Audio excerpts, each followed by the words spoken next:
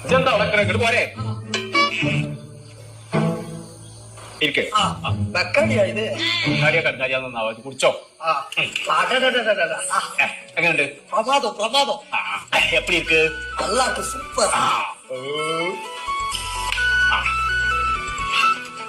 സുണകാ face കാണാജ നല്ലത് നല്ലതോ എനിക്ക് தெரியுதுப்பா.